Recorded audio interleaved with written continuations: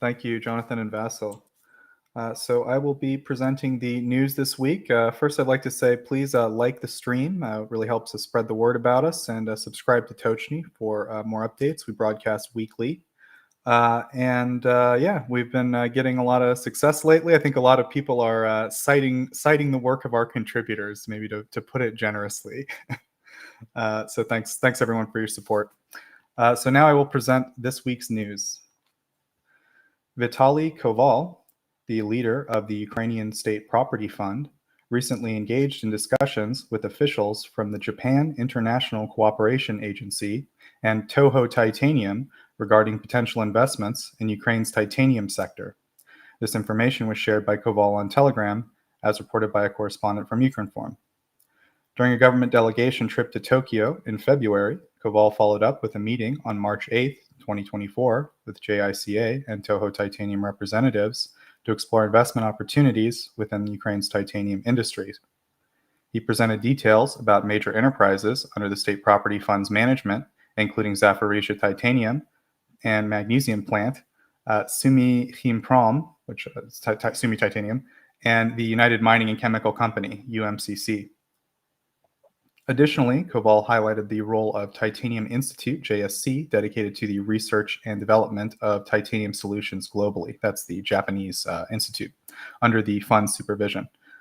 He emphasized Ukrainian titanium sector's need for financial backing, expertise, and advanced technologies.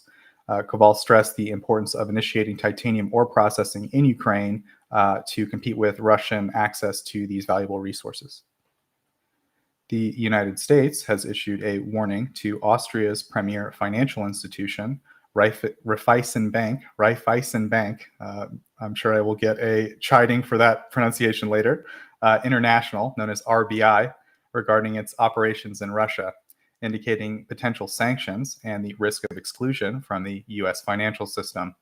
This follows discussions with German banks about similar concerns. The U.S. Treasury highlighted concerns over RBI's possible role in financing Russia's military efforts. Anna Morris, a high-ranking Treasury official, conducted meetings with both the Austrian government and RBI leadership in Vienna. RBI reported significant earnings from its Russian operations, totaling 1.3 billion euros last year, with a substantial presence, including nearly 10,000 employees and 490 retail banking outlets. The bank participated in a Russian program offering loan benefits to military conscripts necessitated by a Russian federal law mandating a loan moratorium for conscripts from October 7, 2022 to December 31, 2023. RBI stands among 8 major EU banks that continue to operate in Russia, alongside notable institutions such as ING, Commerzbank, Deutsche Bank, OTP Bank, Intesa San Paolo, Unicredit, and SEB. OTP Bank, notable for its significant profit increase in Russia, also remains unresponsive to inquiries regarding potential future sanctions from the US. In addition to Austrian banks, the US Treasury has briefed German banking entities about the sanctions threat, with Commerzbank acknowledging discussions with representatives from the Office of Foreign Assets Control. These talks revolve around the US's capability to impose sanctions for activities deemed harmful by the US, a power enhanced as of December 22nd by new laws and executive orders. Commerzbank, which conducts corporate banking for German firms in Russia, emphasizes its strict compliance with sanction regulations, aiming to mitigate risks related to its Russian operations. Similarly, ING, operating in Russia with a significant loan portfolio, asserts its adherence to international sanctions laws, believing it is not currently at risk of US sanctions due to its compliance efforts. On Thursday, a Finnish court handed a businessman a 9-month sentence for breaching EU sanctions against Russia, marking the first instance of such case in a Nordic nation, according to Finnish news outlet Helsingin Sanomat. Gabriel Tamin, the CEO of Finland-based logistics and storage firms Luminor Oy and Sibirica Oy, was detained in September for suspected violations of EU sanctions. Eastern Uusimaa District Court convicted him of aiding the export of prohibited industrial equipment worth approximately 4,500 euros from Germany to Russia. Despite Sibirica Oy's customs declaration stating that Kazakhstan as the shipments of the destination, The company's internal records show the merchandise was actually sent to St. Petersburg. The prosecution has advocated for a jail term of up to 4 years, highlighting that the businessman shipped over 3,500 drones and other military dual-use items to Russia. So as far as I could tell, the discrepancy there between like the amount of drones and the 4,500 euros, I think that these are only specifically sanctioned components, the value of those components, either in the material he sent or specifically stuff that was sanctioned. I think that the 3,500 or 3,500 drones are dual use items, meaning that like he was allowed to send them there, but I'm not clear on that. I tried to clarify, I couldn't. However, the court concluded on Thursday that although the merchandise had transited through Russia, there wasn't sufficient proof to confirm that it had remained in the country, as reported by Finnish public broadcaster Yle. As far as I can tell, that means that the major charges against him, like he's not going to get 4 years in prison for it, but he got a suspended sentence as a result.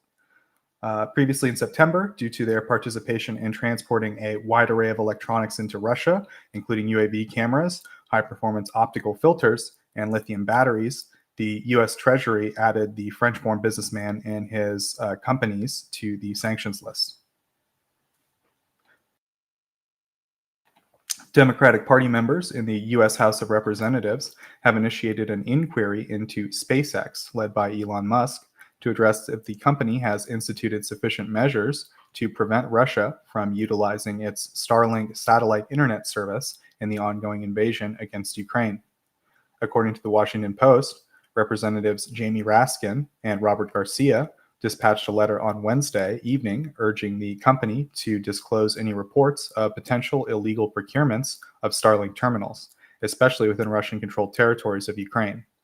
The lawmakers' concerns were sparked by claims from Ukrainian intelligence officials that Russian forces have been deploying the company's terminals in eastern Ukraine, potentially violating U.S. sanctions.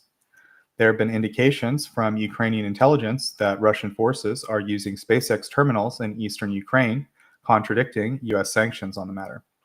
This issue prompted lawmakers to caution SpaceX President Gwynne Shotwell about the severe implications of Russia's alleged usage of Starlink, highlighting the potential risks to Ukrainian security, the lives of Ukrainians, and the security of the United States. We are worried that there might not be adequate controls in place, which was expressed by Raskin and Garcia in their communication to SpaceX.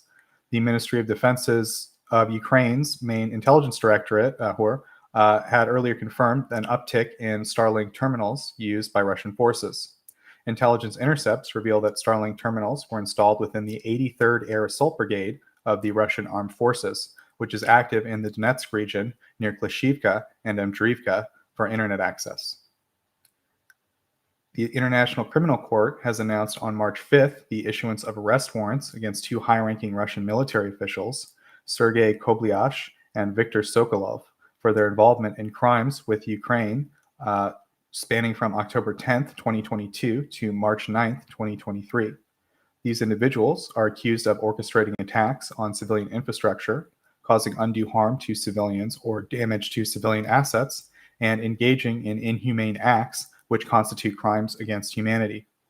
Kobliash holds the rank of, Kobliash, I don't know why I keep saying Kobliash holds the rank of lieutenant general and commands the long-range aviation sector of Russia's aerospace force. Sokolov, with the rank of admiral, previously led Russia's Black Sea Fleet. Next item.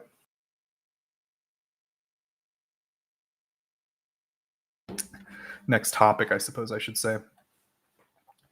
In honor of International Women's Day, the Military Media Center, through a Telegram update reported by Ukrinform, had disclosed that as of January 2024, the Ukrainian army comprises 45,587 female soldiers, marking an increase of 2,108 since October 2023.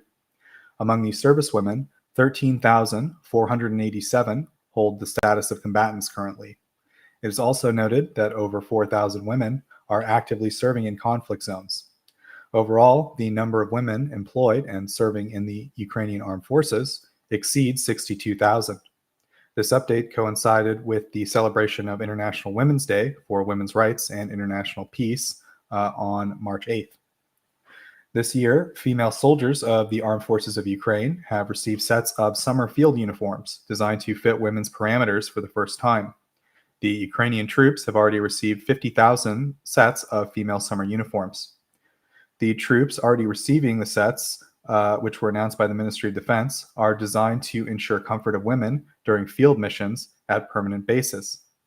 The uniforms are available in a wide range of sizes from 40 to 64, accommodating heights from 146 to 188 centimeters, and come in two weight categories, 2 and 3. I don't know who designed those weight categories, but moving on. This initiative was a collaborative effort between a dedicated unit of armed forces, non-governmental organizations, and Ukrainian manufacturers, following successful testing by a military unit. Good and great. Those would be the two categories I would. Anyway, moving on. Deputy Minister of Defense of Ukraine, Natalia Kalmykova, highlighted the effort and intention behind the development of these uniforms, noting the significance and increasing number of women serving in the Ukrainian military. In 2024, the ministry plans to acquire 65,000 sets of summer uniforms and 100,000 sets of under uniforms, with procurement tenders initiated in January. This development follows the introduction of the unified female uniform concept in July 2022, the start of volunteer production in autumn of that same year, and the initiation of testing by the government by year's end. Additionally, the first armored vest designed specifically for women's body shapes was approved by the Defense Ministry, with an updated summer field uniform for female soldiers prototype presented in July of 2023.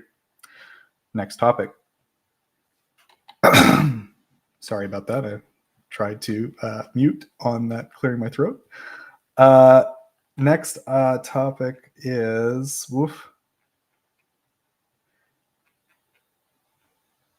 on his visit to Turkey, Ukrainian President Volodymyr Zelensky toured a shipyard to inspect the progress of two corvettes under construction for Ukraine. During his visit, Zelensky posted on Facebook that he engaged with the equipment and engaged in discussions with the Ukrainian Navy personnel involved. Furthermore, Zelensky reviewed the ongoing construction of a second corvette of the Ada class, which he has named after the Ukrainian Hetman, Ivan Vyhovsky. The expressed gratitude towards the President of Turkey and all Turkish and Ukrainian defense firms. President Zelensky expressed gratitudes towards the President of Turkey and all the Turkish and Ukrainian defense firms, collaborating to hastening the arrival of peace and ensure the stability, according to Zelensky. Prior to this, it was reported that Zelensky arrived in Turkey on an official visit on the 8th of March. In August 2023, it was announced that Turkey would construct a second Ada-type corvette to fulfill the requirements of the Ukrainian Navy, with the keel-laying ceremony already conducted at an Istanbul shipyard. Zelensky has decreed that this Ada-class corvette for the Ukrainian Armed Forces, currently being constructed, will bear the name of the 17th century Hetman. Additionally, in August 2022, Zelensky named the first Ada-class corvette in the Ukrainian Navy as Ivan Mazepa, which is also being built in Turkey for Ukraine.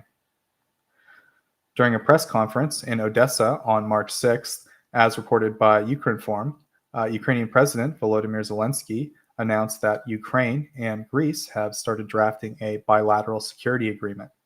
Zelensky highlighted the commencement of this collaboration with Greek Prime Minister Kyriakos Mitsotakis, expressing optimism that the respective teams would soon finalize the agreement for signing. Zelensky outlined that the forthcoming agreement aims to formalize the level of cooperation and support between Ukraine and Greece for the current year and the next decade in the realm of security. Furthermore, he emphasized the importance of intensifying sanctions against Russia to diminish its capability to fund its aggressive actions. Zelensky argued for the need to cut financial resources to Putin, stating that reducing Putin's financial capabilities directly impacts the number of people harmed. I think the implication there is that Greece has been involved a bit in shipping Russian oil with certain fleets. He stressed that the absence of peace or diplomatic intentions from Putin's side, underscoring the necessity to reinforce sanctions against Russia, hold Russian perpetrators accountable for their actions, to support Ukraine's defense, and also to back the International Criminal Court's efforts and combat Russian misinformation. Additionally, President Zelensky has nominated Vasyl Zaluzhny, the former chief of the Armed Forces of Ukraine, as the country's new ambassador to the United Kingdom. The Ukrainian Ministry of Foreign Affairs has formally requested the UK's agreement for the appointment. According to the Ukrainian Foreign Ministry's website and Zelensky's evening address, as well as a report from European Pravda, on Thursday, the 7th of March, the President of Ukraine endorsed Vasyl Zaluzhny as the Ambassador Extraordinary and Plenipotentiary of Ukraine to the United Kingdom of Great Britain and Northern Ireland. The Ministry of Foreign Affairs of Ukraine has followed the necessary agreement request to the UK. Zelensky further highlighted in this evening video message that Zaluzhny himself had expressed desire to transition to a diplomatic role. An insider with the government revealed to European Pravda that the foreign ministry viewed Zaluzhny's potential appointment positively, but recommended delaying it for a few months to allow Zaluzhny time to enhance his English proficiency. Prior to his nomination, Vadim Prystaiko had served as the foreign minister and was ambassador to the UK until his dismissal in July 2023. Mikhailo Podolyak, an advisor to the president's office, mentioned the necessity of revising military strategies and avoiding stalemates at the front as reasons for Zaluzhny's removal as defense minister. When questioned about the dismissal of Zaluzhny recently, Zelensky explained it as part of a broader overhaul and reformation of the military's command structure. Next item.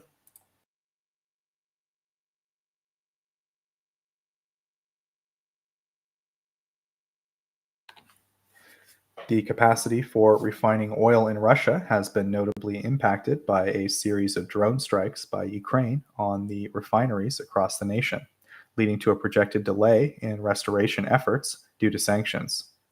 The UK's Ministry of Defence, referencing British intelligence reports, noted this development. In response to a surge in domestic demand, Russia, starting on March 1st, 2024, has imposed a 6-month halt on gasoline exports to maintain market stability. Analysts suggest that this ban could alleviate the pressure on supply, facilitating the repair process at refineries. However, due to Western sanctions limiting the import of crucial components, these repairs are expected to extend beyond typical durations. The Russian government, facing upcoming presidential elections from March 15th through the 17th, so-called presidential elections, is likely to be particularly alert to potential rises in prices for gasoline and other essential daily items. Earlier reports from Ukrinform highlighted a UAV attack on an oil depot in Russia's Kursk region, resulting in the destruction of 2 diesel fuel tanks. Further exacerbating Russia's challenges, Ukrainian drones targeted 2 oil refineries in Russia's southern Krasnodar region last month, causing a significant fire at Ilsky refinery, attributed to operations by the Ukrainian Security Services, the SBU. While regional Russian authorities confirmed the fire, they didn't specify the cause or the impact of the impact. The attack notably hit the main processing unit, and a similar assault was directed also near Afipsky oil refinery, although the outcome of that operation is unclear. During a meeting in Kyiv with Ukrainian President Volodymyr Zelensky, the UK's Defense Minister, Grant Shapps, announced that the UK will provide over 10,000 drones to Ukraine in 2024. This initiative, part of a British £325 million funding package, aims to enhance Ukraine's defense against Russia's unauthorized incursion by leveraging UK's leading defense technologies. The package includes more than 10,000 drones, primarily FPV drones, along with 1,000 one-way attack drones developed in the UK, and various surveillance and maritime drones. Shapps emphasized that the UK's commitment to bolstering Ukraine with cutting-edge drone technology from its defense industry and urged international allies to support the effort. He highlighted the effectiveness of UK-donated weapons in Ukrainian operations, primarily in damaging nearly 30% of Russia's Black Sea Fleet, with over £100 million dedicated to maritime capabilities. The UK aims to reinforce Ukraine's position on the Black Sea. This announcement followed Ukraine's Defense Contact Group meeting, where more than 50 countries discussed military support to Ukraine, and the UK, alongside Latvia, agreed to lead an international coalition to enhance Ukraine's drone capabilities. Additionally, Canada has also committed to joining the global initiative to enhance Ukraine's UAV fleet capabilities, as stated by the Ukrainian Ministry of Defense and reported by Ukrinform. Minister Blair pledged Canada's involvement in the Drone Capability Coalition, which is again co-led by Latvia and the UK. This announcement follows the UK's announcement. Additionally, Canada has previously declared the country's plan to ramp up the production of 155 millimeter artillery shells, addressing Ukraine's urgent need for ammunition to counter Russia's military actions. I should add, so Colby doesn't yell at me, though, that as of the latest updates, we haven't seen significant Canadian investment in this sector, and we'll certainly update you when we do. Next item. On Wednesday, March 6th, a farmers' protest in Warsaw, Poland, escalated into violent clashes, leading to injuries among several police officers and the detention of numerous individuals. According to European Pravda, citing Polsat News, the unrest began during a demonstration outside the Polish Sejm parliament building, which protesters engaged in disturbances, pushing, and acts of aggression. After 1400, some participants resorted to throwing cobblestones at the police, who responded with tear gas. Attempts by protesters to forcibly enter the parliament were thwarted, and clashes spread to nearby streets. The police are working to prevent the spread of violence to other areas of Warsaw and have reported several officers injured during the confrontations. More than a dozen individuals have been detained, particularly those aiming to breach the barriers around the parliament building. This protest follows a series of demonstrations by Polish farmers in recent months, sparked by grievances that led them to set fire to tires in front of the Prime Minister's office on Wednesday, on the 6th of March. Prime Minister Donald Tusk has extended an invitation to protesting farmers for a meeting on Saturday, which I will cover now. On March 9th, Polish Prime Minister Donald Tusk did not succeed at finding a resolution with Polish farmers to halt protests against Ukrainian agricultural imports, as reported by Polski Radio. The discussions, which lasted 3 hours on March 9th, concluded without an agreement to end the demonstration that has been ongoing across Poland and at the Ukrainian border for a month. The protests stem from concerns over Ukrainian agricultural imports and the EU's Green Deal, with demonstrators demanding action against the perceived threats that these imports pose to Polish agriculture. Despite previous statements hinting at potential border closure for trade, Tusk affirmed that Poland would not be shutting down the border with Ukraine. This stance comes amidst denials from Ukraine's Deputy Economy Minister Taras Kachka regarding talks with Poland about a temporary trade blockade. During the meeting, Tusk reportedly critiqued Polish agricultural officials and hinted at possible dismissals. Michael Kolodziejczak, the Polish Agriculture Deputy Minister, offered concrete proposals to the farmers, including financial support and adjustments to EU policies. However, the lack of agreement has spurred plans for a significant protest across Poland on March 20th, announced by Tomasz Oberżanski of the Independent Trade Union of Individual Farmers, quote-unquote, Solidarity. The Polish government acknowledges the farmers' grievances, attributing them to the EU's continuation of a free trade agreement with Ukraine, initiated in 2022, which has led to an influx of cheaper Ukrainian products. Poland has responded by banning several Ukrainian agricultural goods, such as grain, to protect their farmers. Ukrainian Prime Minister Denis Shmyhal has noted that the trade disputes and border blockade have a more significant economic impact on Poland than Ukraine, with only a small fraction of Ukrainian agricultural exports being transported by road. I believe the figure was, he claimed 5% go through Poland, 95% are exported through what he called maritime routes, which some of which might be in Poland, I don't know. Additionally, I should say, the Committee on the Freedom of Speech of the Verkhovna Rada, led by Yaroslav Yurchyshin from the Holos Party, has formally approached Poland's parliamentary bodies, requesting an investigation into the detention of journalists from Ukrainska Pravda at the Russian border. Mikhailo Tkach and cameraman Yaroslav Bondarenko were detained while reporting with their equipment confiscated and facing threats of extended detention without contact. Yurichishin emphasized that this act is both an infringement on journalistic freedom and a human rights issue, urging Polish authorities for transparency and accountability. Despite valuing Poland's support in the ongoing conflict, the committee insists on addressing this matter to uphold the journalistic integrity and human rights standards, awaiting a formal response from Polish legislative bodies. I should add that the border with Russia is considered a restricted zone in Poland right now. It's heavily monitored and guarded by the military. And the Ukrainian journalists were there to report on the importation of Russian agricultural products, which I would basically say that we know is definitely happening. They're not sanctioned, and also there were discussions in the Polish government as well as other governments to just ban the importation of these products outright. So those journalists were there to investigate, how much Russian grain is coming into Poland and in what manner it's coming. And they were approached by Polish police, and the Polish police claimed that they have a right to detain people in Poland for not having your identification. And that's basically what they claim they detained them for, which I find pretty improbable, right?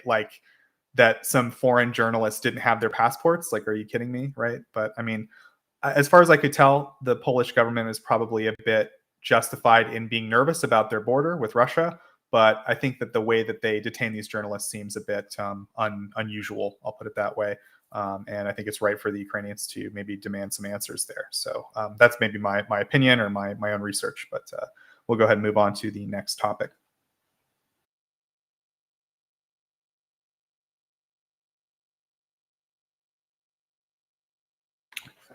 Over the past 2 decades, the mayor's office in the Siberian city of Krasnoyarsk has been managing a voluntary service initiative for teenagers between the ages of 14 and 18, known as the Mayor's Labor Brigade.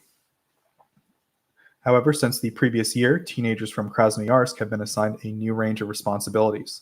As reported by a spokesperson for the mayor's office, they are now engaged in sewing and assembling welfare packages for Russian forces involved in Ukraine. The sewing equipment was supplied by local business people following a request from the leader of the Central District Administration. And the Kremlin focuses on the production of armaments for the ongoing invasion. Russia's economic resources are heavily allocated towards the war effort, and this has led to a shortage of workers across many sectors, which has pushed up wages in many fields, but also leads to a shortage of the ability to supply basic necessities for the military. The 2024 recruitment drive for the Krasnoyarsk Initiative, which is one of several programs nationwide involving minors supporting war activities, has recently been launched. This trend has been identified by a labor expert as part of an ongoing trend in Russia towards the militarization of youth, which is emphasized in young boys wearing camouflage, there's a lot of Russian organizations, I'll put it that way, like Unarmia and Young Pioneers, which help propagate this militarization of the youth, in addition to the idea that now they should directly be supporting materially Russian soldiers. These militarized efforts are increasingly being undertaken by businesses attempting to mitigate the workforce deficit with a burgeoning war-focused shadow economy, explained an economics expert in Russia who wanted to remain anonymous. The utilization of child labor poses a risk for employers, as most underage workers are employed without necessary legal documentation. A representative from the Krasnoyarsk Labor Brigade conveyed to RFE that the volunteers, that's Radio Free Europe, that the volunteers are selected to their preferred task, mentioning the option to produce items for the Ukraine war was started last summer and attracted considerable interest. In the past 2 months alone, the teenagers have dispatched 300 items to this. Again, this is all just the statements of the governments, the Russian local government that is in charge of this initiative. They've donated 300 items to these Russian soldiers. Some parents have reported that city officials visit schools to enlist volunteers. During his address on February 29th, President Vladimir Putin commended the child workforce and he commended the workforce, business owners, engineers, volunteers, political parties, and others for their dedicated and unceasing efforts in defense of Russia's interests. Also included in the workforce, I should add, are children. In recent times, this initiative has involved children as young as the age of 9 or 10. For instance, in November, students from school number 8 in Mozhga, a town in Udmurtia, initiated a voluntary, project to assist injured war veterans. They began knitting specialized stockings for amputees to prevent irritation from prosthetic limbs. They called the initiative Stockings for Stumps, and this is real. The initiative saw participation from students, mothers, and grandmothers in knitting the stockings, and the school was renamed in December 22 to honor a former student who died in Ukraine. The program's coordinator noted that the involvement of mothers and grandmothers helped the children learn knitting techniques, and the objective was to offer moral and physical support to those in the so-called special military operation who have undergone amputations. In another example, children have been finishing stabilizing fins for drones dropped for bombs intended in Ukraine. They're printed with 3D printers and then refined and polished by the children. Some students indicated that although recruitment was voluntary, there's an underlying pressure suggesting that refusal could lead to adverse consequences. There were hints of coercion, one anonymous student shared with RFE. They didn't outright force us, but they suggested that participation in socially significant activities would be considered for college admissions, another student remarked. I wasn't bothered since I volunteered willingly, and I heard others join to fulfill the requirements, but then had their mothers do all the knitting. I should add just my own editorial. That kid sucks and is a narc. Sucks for volunteering to do terrible things. And anyway, the initial gathering of the team tasked with the establishment of NATO-Ukraine Joint Analysis Training and Education Center, or JTEC as it's known. Sorry, this is a totally new line item. I neglected to mention that. The initial gathering of the team tasked with the establishment of the NATO-Ukraine Joint Analysis Training and Education Center, or JTEC, marks the first collaborative venture formally between NATO and Ukraine, occurred in Bydgoszcz, Poland, as reported by a government statement. During this inaugural meeting, Olha Stefancia, the Deputy Prime Minister of Ukraine, responsible for European and Euro-Atlantic integration, delivered a speech to attendees. She extended her thanks to all the project's contributors and to Poland for its decision to host the significant project within its borders. She pointed out the significance of the JTAC as a long-term initiative, underscoring its role as a key facet of NATO's comprehensive assistance package to Ukraine. She highlighted the necessity of sufficient resources to support the center's operations to achieve the ambitious objectives laid out by the founders. She called on the project team to concentrate on pressing issues and would contribute to efficient solutions within the security and defense realms. Militarny covered the establishment of the center. NATO Secretary General underscored the importance of the Joint Center and noted its significance not only for Ukraine, but NATO. Stoltenberg kept specifics of the center's operations under wraps, but mentioned that it would certainly enhance the experience sharing process, as he called it. Next item. Yeah, I think this is my this is my final item. A lot of news this week, guys. Following an explosion that damaged a bridge, rail operations in the Samara region of Russia were partially suspended on Monday, as reported by state-run media outlets, citing emergency services sources. An explosive event took place around 5 a.m. on a rail bridge crossing the Chapayivka River, as quoted by TASS Emergency Services. A result of the explosion, the operation of trains over the operation of trains over the bridge was temporarily halted. The source, who remained anonymous, pointed out that preliminary investigations indicated the explosion had compromised the bridge's structural supports and handrails. TASS later elaborated, based on a statement from local railway authorities, that the service disruption was attributed to illegal actions by individuals not authorized to interfere with railway operations. This incident caused delays for 5 passenger trains operating in the region.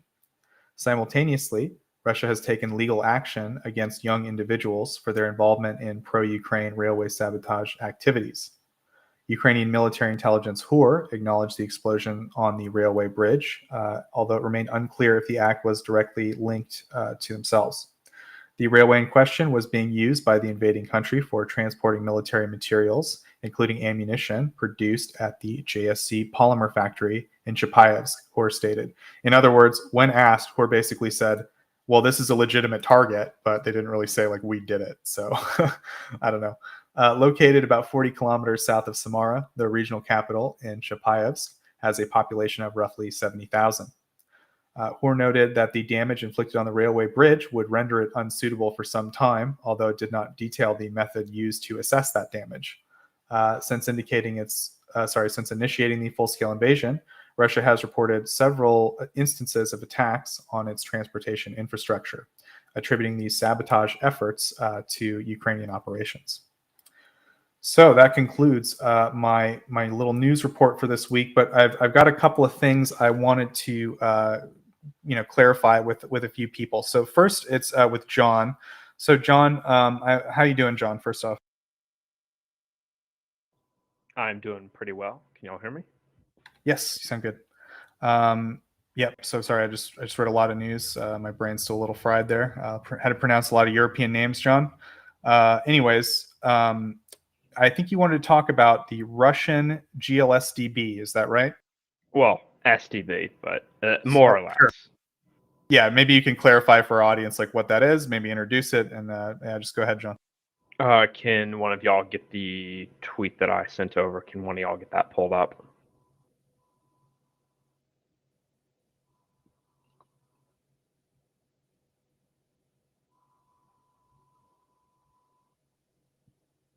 I think we're working on it, John. The visual aid's important, so.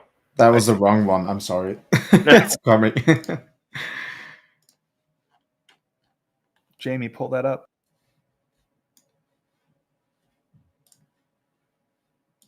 There you are. All right, wonderful.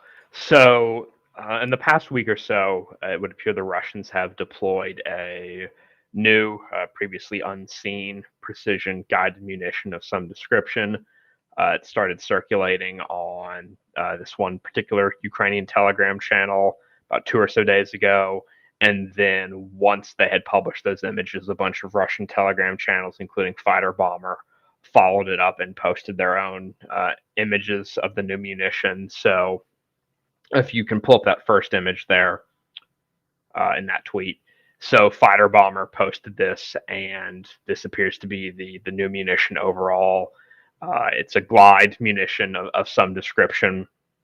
The description provided by Fighter Bomber is that it's about 30 centimeters in diameter, 300 millimeters, in other words. Real quick, John, who's Fighter Bomber for the uninitiated? Right. So Fighter Bomber is a Russian Telegram channel that is affiliated with the VKS, Russian Aerospace Forces. If my memory is correct, I believe the guy that runs it has been identified or likely identified as he's like some captain in the VKS. His name's been published by some Ukrainian OSINT outlets like a year or so ago. So in the short form is it's a Russian Telegram channel affiliated with their Air Force. He had posted this, and his description, along with those shared by a couple other Russian Telegram channels as well, is that it's a glide munition, 30 centimeters in diameter, with about a 100 kilogram warhead. What is interesting about it is that because it's 30 centimeters in diameter, that's the same diameter as the rockets used by Smerch, and more specifically Tornado S, which is an upgraded version that can fire various guided munitions. So the whole premise here seems to be that it can either be released by aircraft or with a rocket booster attached to launch from the Tornado S system, which is again a 300 millimeter multiple rocket launch system. So in this sense, it's sort of analogous to the US GBU-39B, the small diameter bomb, or the GLSDB ground launch small diameter bomb that's now in Ukrainian service. in terms of a small-ish glide bomb that can be either launched from aircraft or delivered via multiple rocket launch systems. It's not quite in the same size class. Again, this is a 100 kilograms, about 250 pound warhead, whereas, well, we're probably looking at 250 kilogram overall mass here, whereas SDB in U.S. service is closer to about 100 kilograms, or about 250 pounds roughly. So it's a decent bit bigger, but the overall concept seems to be somewhat similar. Its designation is the UMPB D30SN, I believe. UMPB stands for Universal Interspecific Glide Munition in Russian, which denotes that it can again either be launched from aircraft or launched from multiple 300 millimeter multiple rocket launch systems. My sort of initial hypothesis, just looking at the images of the munition itself that were published by Fighter Bomber, as well as wreckage images that were posted by some both Ukrainian and Russian Telegram channels. My initial guess, and this is just kind of a preliminary estimate, is that it may be derived from the body of a KAB 250. So if you'll scroll down to the next tweet that I posted there. No, the next one. Yes, so either of those. So the KAB 250, it is a precision guided munition that's been variously in service with the Russians since the, I think, early 2010s, if my memory is correct. It comes in either laser guided or satellite and inertial guided versions. And again, it's a 250 kilogram bomb. It kind of looks like, just again, visually looking at it, it looks like they may have taken, and again, this is just my initial guess, that they may have taken spare CAB 250 bodies and converted them into these glide munitions. Some of the descriptions given, again, from both Ukrainian and Russian Telegram channels, was that this new device, the D30SN, appears to be GNSS, Global Navigation Satellite System, and inertially guided. So analogous to, say, JDAM or the UMPKs.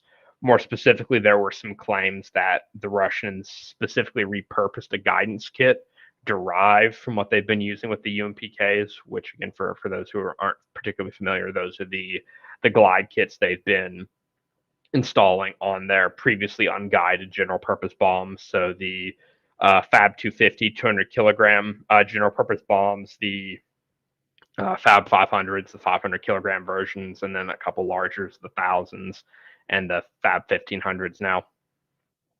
I can't verify that without a full detailed teardown of the guidance hardware, but that was a claim that was circulating amongst some Ukrainian Telegram channels.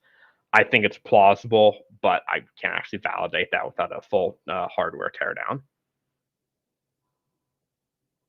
So, John, I guess maybe for people who understand that Russia now has like a smaller, well, I should say, as from my understanding from what you're saying, or my takeaway is, Russia had a bigger glide bomb that they were using, but now they have a smaller one that might be better for certain applications. Is that kind of the takeaway?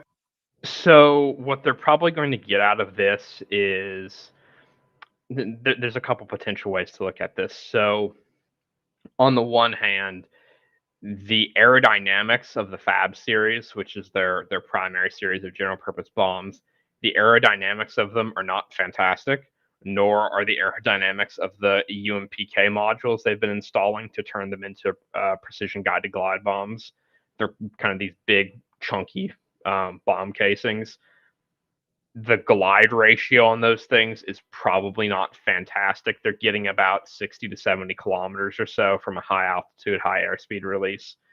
One of the things they can potentially do with these new ones, the D30SNs, is that they've been largely purpose engineered as glide bombs, it appears.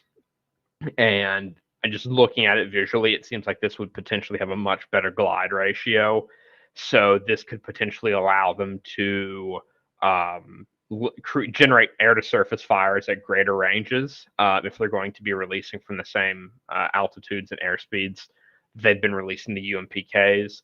On the other hand, it may allow them to achieve similar ranges, 60, 70 kilometers from lower altitude and lower airspeeds. So it'll give them not only just an increased ability to generate air-to-surface fires, but greater flexibility in how they do that. Again, assuming these actually enter production at scale. And then on the ground launch side, as far as I'm aware, none of the images that I've seen have been indicative of a ground launch version. That's, again, just something that's just been postulated by the Russian Telegram channels, again, fighter bomber in particular. If they do begin to roll them out, which I think those will be infrequent relative to the air launched ones, because to actually successfully ground launch them, you need to design and manufacture a solid rocket motor to actually get them up, to launch them from the actual launcher itself, and then get them up to sufficient altitude and airspeed for them to actually release from the booster, deploy their wings, and actually begin gliding. Again, analogous to GLSDB.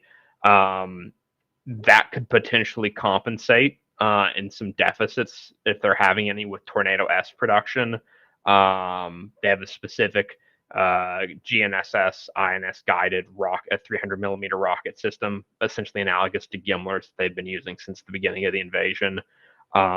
Depending on what the production rate of that is used, this could potentially help them compensate for shortfalls in their production of their guided MR, of their existing guided MRLs.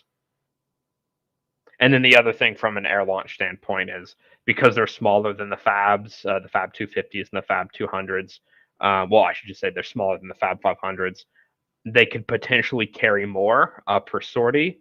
On the one hand, I believe they need to design a new pylon and ejector rack for them. I don't believe they have any sort of dual stack ejector racks like we do. Just the single ones for carrying a single Fab 500. So that may take them some time to operationalize if they have to design, manufacture, and validate, and new racks and ejectors to actually carry a double pack of these bombs on a given hard point on, say, the Su-34s or the Su-35s. Okay, John. Anything else you want to add about the new Russian bomb, or that wraps it up? Yeah, I don't think there's anything else really with the currently available information. Have to wait and see what their impact's going to be, how the design evolves, what their efficacy is, etc. Yeah, thanks, John. I guess keep us posted on any reports of the impact and any other new killing machines that Russia comes up with. So thanks, John. So next, I think I'm going to turn it over to Erlend. Erlend saw some reporting on the recent conscription laws in Ukraine that he thought was being kind of misrepresented or misunderstood. So I think Erlend is trying to do a little bit of an investigation to clear that up. So Erlend, over to you. Yeah, thank you, Joseph. Well, yeah, there's been a lot of at least messaging in Twitter that makes me question the accuracy, and also, to be honest, I just wanted to try and clear up what is actually happening with the mobilization bill. So I asked Vasyl, which is a Ukrainian lawyer, if he could maybe help us understand it a little bit. So Vasyl, yeah, Erlend. if you can help us, we can hear you. Thank you. If you can help us clear up a little bit of the misunderstandings, I think that would be amazing. Let's try. Erlend. Yeah. So, okay, let's first start by what is this mobilization bill? What does it change? What is the aim of the bill, I guess? Yeah, Erlend. First of all, this draft bill is changing some rules about mobilization. Such rules like the age, from what age you can be mobilized in army. Now you can be mobilized only if you are more than 27 years old. After this, if this draft bill will become a law, the age will be 25 years. And this is mobilized for the war, right? It's not. It's not normal conscription. Yeah. It's not normal conscription. It's not It's not a mandatory military service, if you understand what I mean. Yes, so I think maybe that's another thing we need to explain. Ukraine has mandatory military service in peacetime, We right? Yeah. we Okay. had it before war, before full-scale invasion, yeah, because war started in 2014 for Ukraine, but full-scale invasion in 2022, and we have this system, and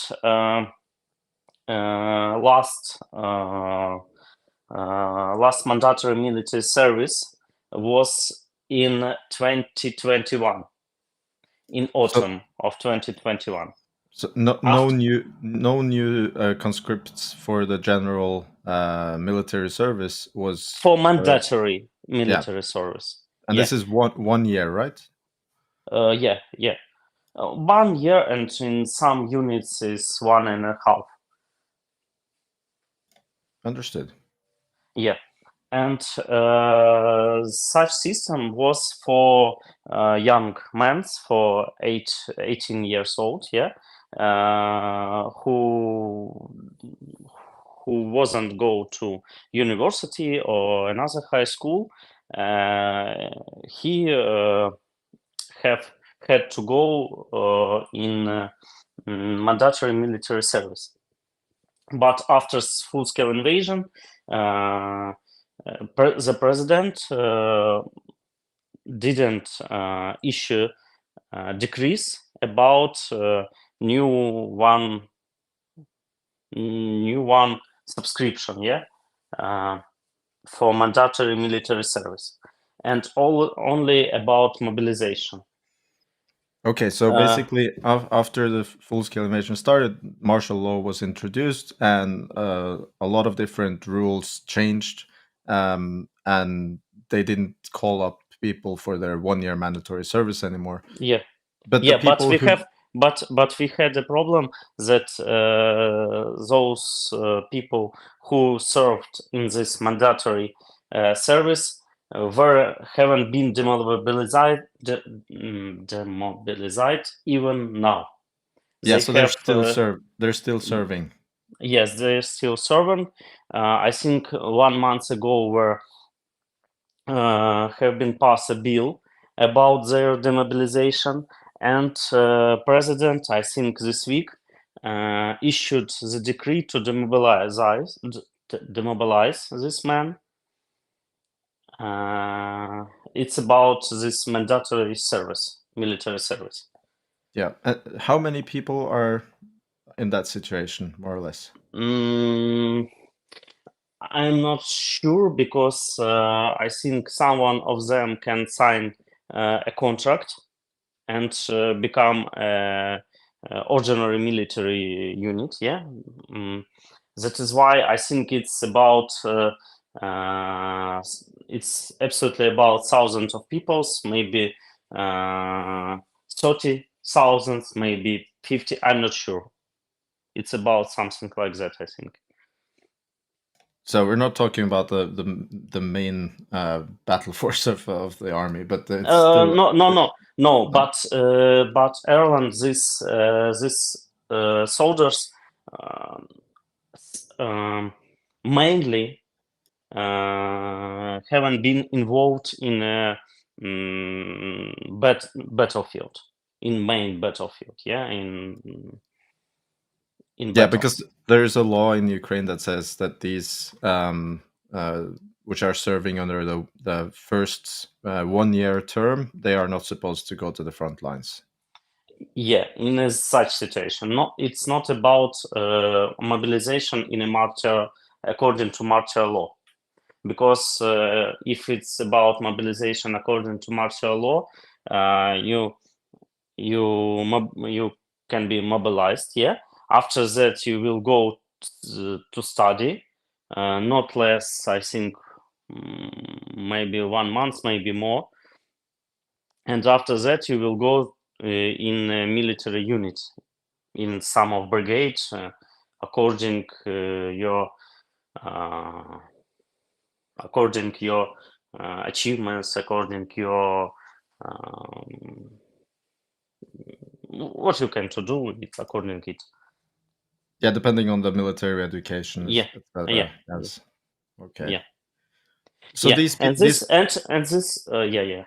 so these soldiers that were in this situation where they couldn't end their 1 year military or their first time military service because of the martial law, they are being demobilized, but they're not. They will be demobilized in April and May this year, according to issued decree, president's decree. And they are not being. I understood that they cannot be mobilized again until 12 months. Or something like this. Yeah. Okay. So And those. this, but it's about another rule. This draft bill which we are discussing, which is now have passed first reading. Yeah, it's this law draft bill. It's about changing rules. It's about age. It's about changing rules in system mobilization system, that it's will be changed from papers to IT systems. It obligates everyone who is under this age to come to mobilized centers or by internet or another administrative authorities, and give actual information about yourself, because we have problems with information, with not information, with system. Our government, I think, don't know about all men's in country enough. So basically, they need to update their info, which is, for instance, where they live, what education Yeah. they have, what profession they have. I guess Yeah. if there is any medical issues, they maybe need Yeah. to upload some documents. Yeah. If Yeah. they have delay or they have another reasons not to be mobilized, because even for now our system is not very good, because even my friends who are fighting now receive documents from mobilization centers that they obligate them to come to them because they don't have information that they have been already mobilized. Yeah. So they're and already basically served. so they're basically modernizing the system and clearing up Yeah.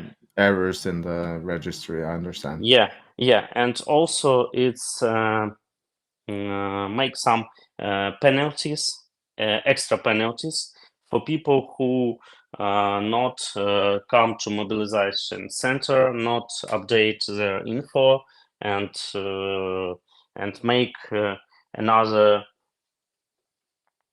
breaking the law. Yeah. Understood.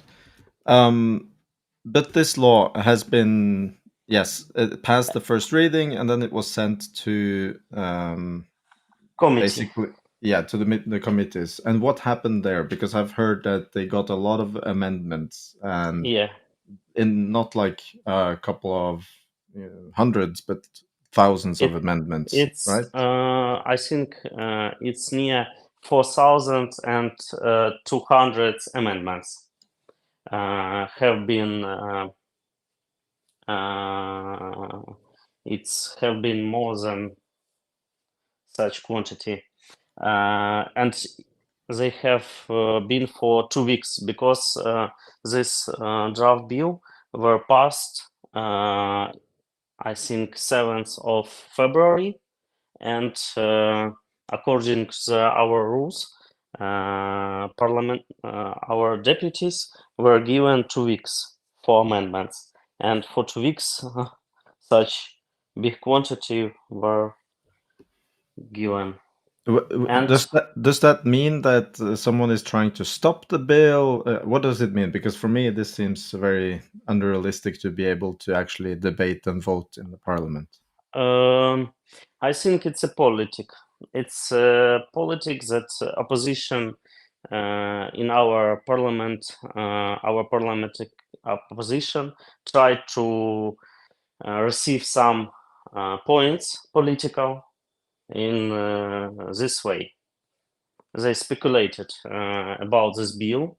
They said some very, I think, not really really truth narratives about it, and tried to stop this bill as long as they can. But I think maybe 1 week or maybe 2 weeks, and this draft bill will be start hearings in parliament after the committee. According to our system, now our main committee of defense is hearing these amendments and make a decision which amendments to propose to accept to parliament or which to not to accept. And after that, the parliament will hear this draft bill for second reading, and also it will be voting for every amendment. So if those 4,200 amendments goes all the way into the parliament, that seems like a filibustering method to me. Erlend, we have our parliament have such such situation, had already such situation, and have experience how to go through because we have before full-scale invasion draft bill about agricultural land, and I think there were maybe 11,000 of amendments. That's insane. Did they manage to pass the law anyways? Yeah. The law passed. Yeah. Okay, And so there is a way for Parliament to actually go around those. yeah, all those. I think in April it will pass. Okay, that's good news. How high confidence do you have that it will pass? I can tell much, but I am in a work group in Parliament. One of the work group in a committee of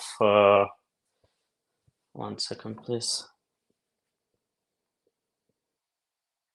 Sorry.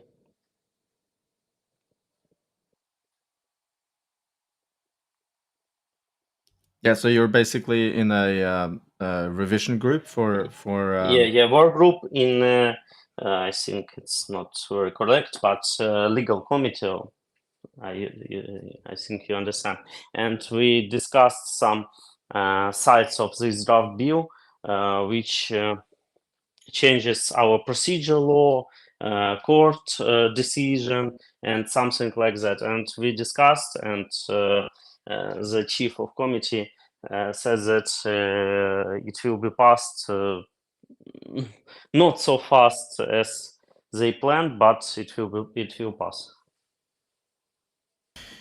Okay, that's good to hear. I hope it gets through the parliament as fast as possible. And then I guess we can maybe do an update on how the final result will be. I hope it will be fair system. It's, I think, the main issue in this situation. Yeah, it's very important, of course, that it's fair to the people who will be conscripted, and that also for me personally, it's very important that Ukraine conscripts the people that can contribute the most to the military. And having updated information about all the soldiers, a fair system so you don't get really unmotivated soldiers is very, very important. Yeah, it's quite not easy to solve this problem.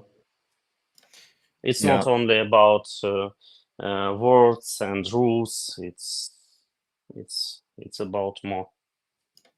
Yeah, I understand. And you're basically taking people out of their normal lives, force them into the military, and if the system isn't working properly, you're going to have issues with soldiers trying to dodge the mobilization, and also unmotivated soldiers, which will affect all the other soldiers. So I really Yeah. hope that it's going to work out. And Ukraine needs to train more soldiers, and I hope that starts as soon as possible. Yeah, but also we start to change system, not only use mobilization, but use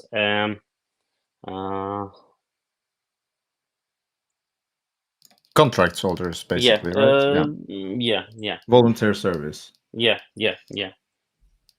So Ukraine tries to offer more professional contracts, and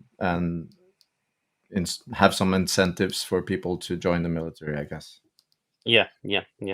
And I think they are very good brigades like Azov, like Third Storm Brigades, like Battalion of Vovki da Vinci, and other units practice in this sphere. And also 47 Brigade also mostly consists from volunteers. Yeah, thank you. I think I'm going to turn back to Joseph. If anyone else has any questions to Vasyl, please go ahead. Thank you, Erlend and Vasyl. So up next, we have our update as normal by German Aid to Ukraine. However, he's mentioned that it's a brief update this week. And then I wanted to ask about these 800,000 shells that we've heard some news about this week. So over to you, German Aid to Ukraine. Yeah, thank you. First of all, to everyone, thanks for tuning in. I'm feeling not so good, but sick, so yeah.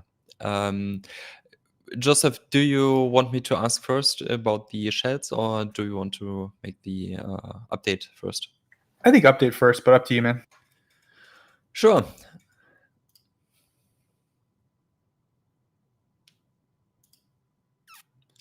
We are starting with Wednesday in cooperation with the German association Heidenheim für Ukraine e.V. The city of Erlend is donating a firefighting vehicle to Ukraine, which is to be brought to Zaporizhia very soon. There, it will be used with units of the State Emergency Service of Ukraine.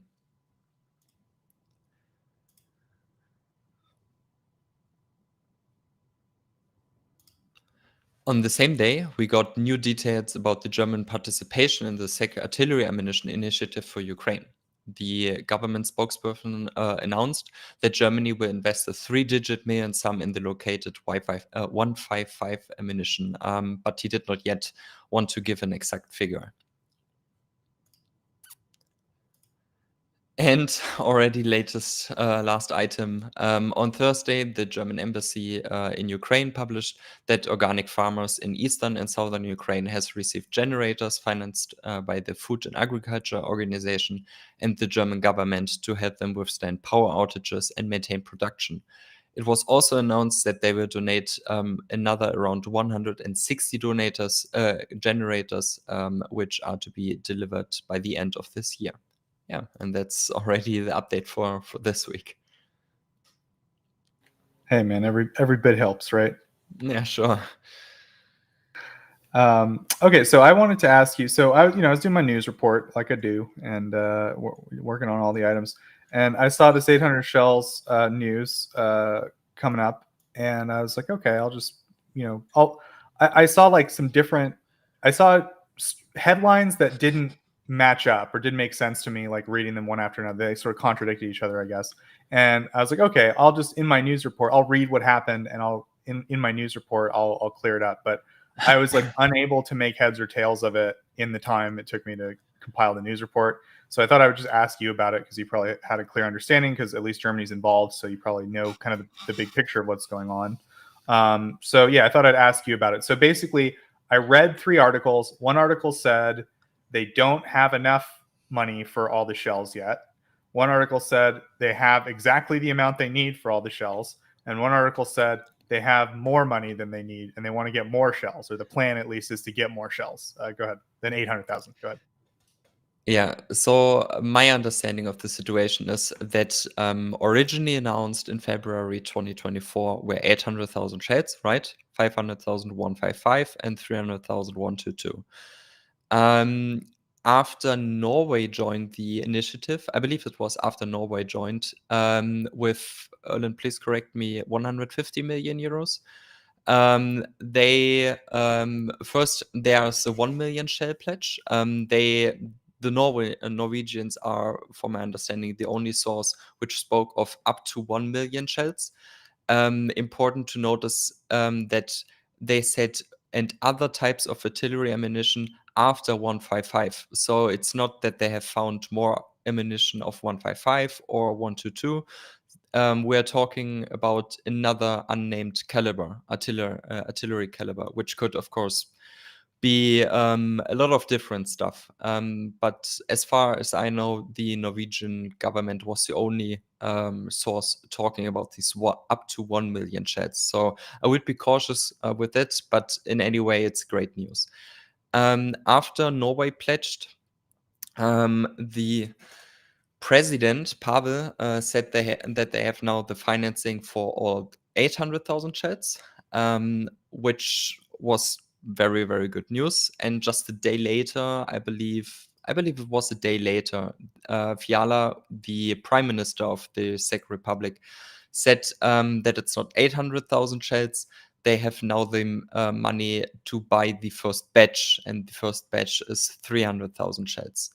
Of course, it would be better to have all the money for 800,000 shells, but 300,000 shells, most likely 155 or a lot of the stuff 155 is very, very good news, taking into account that these will be delivered in the next few weeks, right? I mean, it's very, very good news, regardless.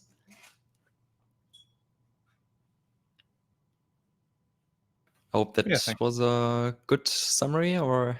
Yeah, I think so. I think it makes sense. Okay. So I would say it sounds like they are on track to have the money for all 800,000 shells.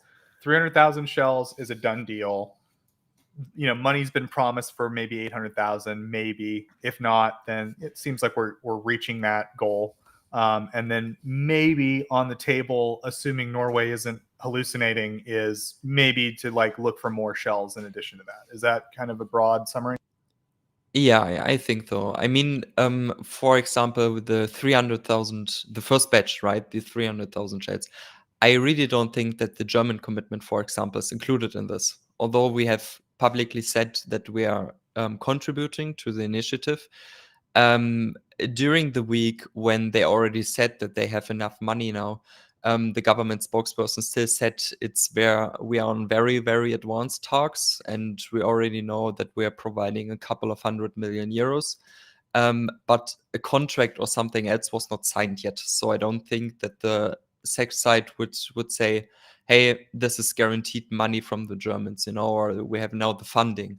For me, when he says we have now the funding, we have 100% secured money, right? And with the Germans, it wasn't the case back then. So I think the 300,000 are very, very good. And in the near term, there will be at least 100,000 shells from other partners, which are, I mean, Germany, for example, let's say they're investing 300 million euros. That's about 75,000 shells or something, right? In addition to that, again, so I think there will be very, very quickly coming more shells up to these 300,000.